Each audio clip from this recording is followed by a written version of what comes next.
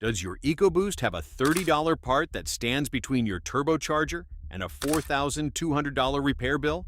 It does. Most owners have never touched it, never tested it, and in many cases, never heard of it. I have been working on Ford turbocharged engines for over 20 years. When this solenoid fails, and it fails without warning, your turbocharger runs without pressure regulation.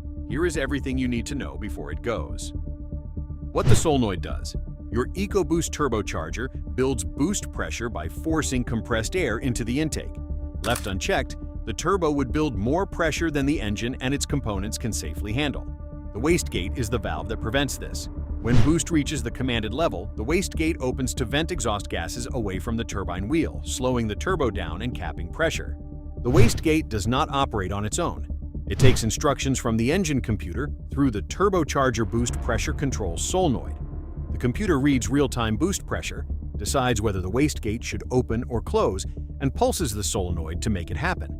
Every second your EcoBoost is under load, that solenoid is cycling, opening, closing, modulating, hundreds of times per minute. The solenoid sits on top of the intake manifold on the 3.5-liter EcoBoost.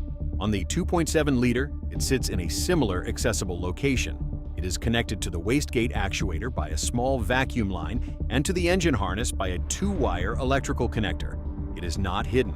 It is not difficult to reach. Most owners drive 150,000 miles without ever looking at it. That is the problem. And it costs nothing to fix until the day it costs everything. How it fails and what follows. These solenoids live in one of the hottest environments in the engine bay. They cycle constantly under load. The average failure mileage documented across repair databases runs between 45,000 and 160,000 miles, a window so wide it offers no useful prediction. Some go at 50,000.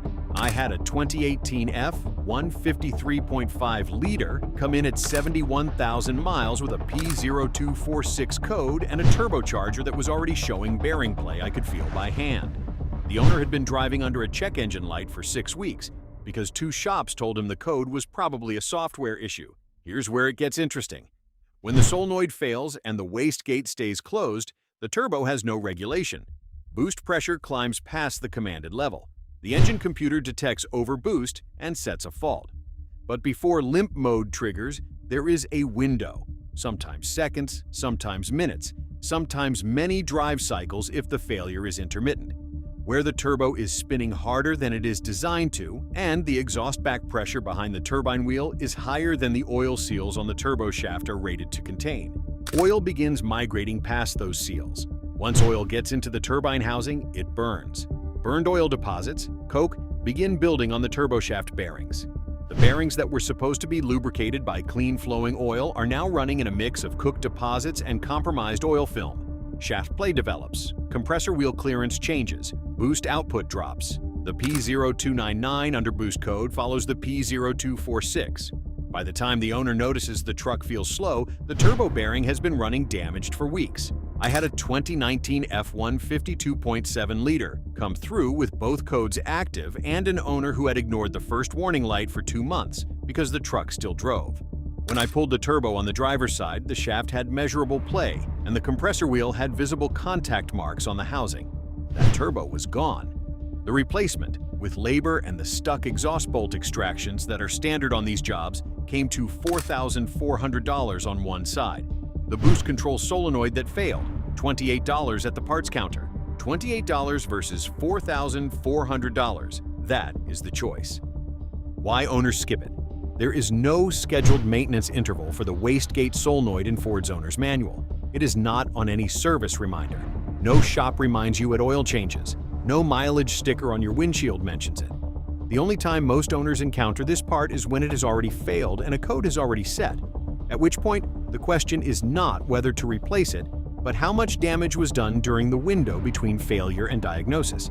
The second reason owners skip it is the one that does the most damage.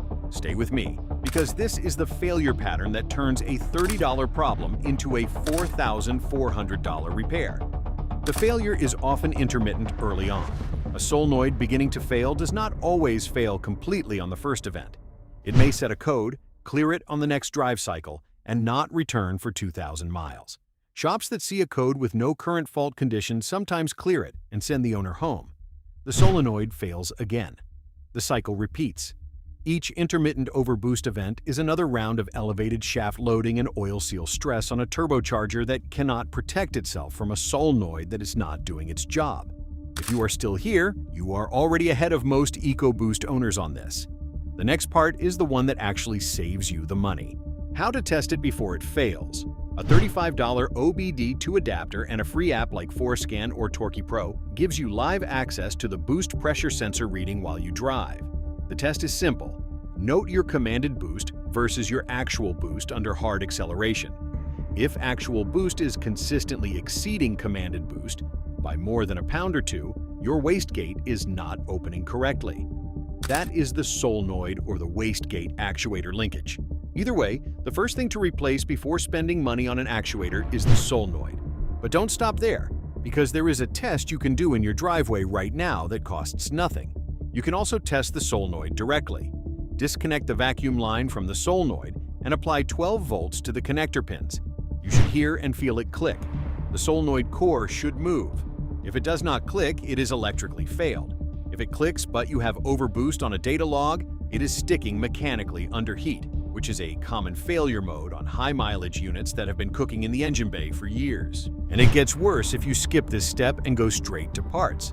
I have seen owners replace wastegate actuators, $200 to $500 installed, when the actual failed component was the $28 solenoid feeding it.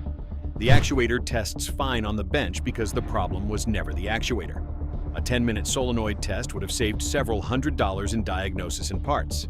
$0 test versus $500 unnecessary actuator replacement. Do the solenoid first. How to replace it. On both the 3.5-liter and 2.7-liter EcoBoost, the boost control solenoid replacement is a job most owners can complete in under 30 minutes with basic hand tools. Disconnect the electrical connector. Disconnect the vacuum line. Remove the single mounting bolt or clip. Install the new solenoid, reconnect the line and connector, clear any stored codes with your OBD adapter. The part at Motorcraft spec, the correct choice, runs $45 to $65. Aftermarket options from recognized brands run $25 to $35. I use Motorcraft on this specific component because the heat environment it lives in makes thermal degradation of cheaper materials a real concern. And the delta between a $30 part and a $60 part is not worth thinking about in front of a $4,400 turbo replacement. This is where most people get it completely wrong. They wait for the code before ordering the part. The specific Ford part number for the 3.5-liter EcoBoost wastegate solenoid is DL3Z-9J559-A. For the 2.7-liter, confirm your model year with the parts counter. The part numbers differ by generation, and the correct fitment matters for the vacuum line routing. If you are already past 60,000 miles on a 3.5-liter or 2.7-liter EcoBoost and you have never thought about this solenoid, the decision is simple. Replace it proactively. The part is $30 to $60. The alternative is waiting to find out what your specific solenoid's failure mileage is, and finding out by getting a check engine light on the highway with a truck that is already damaging itself. $50 proactive replacement versus $4,200 to $4,400 turbo job. That is the decision.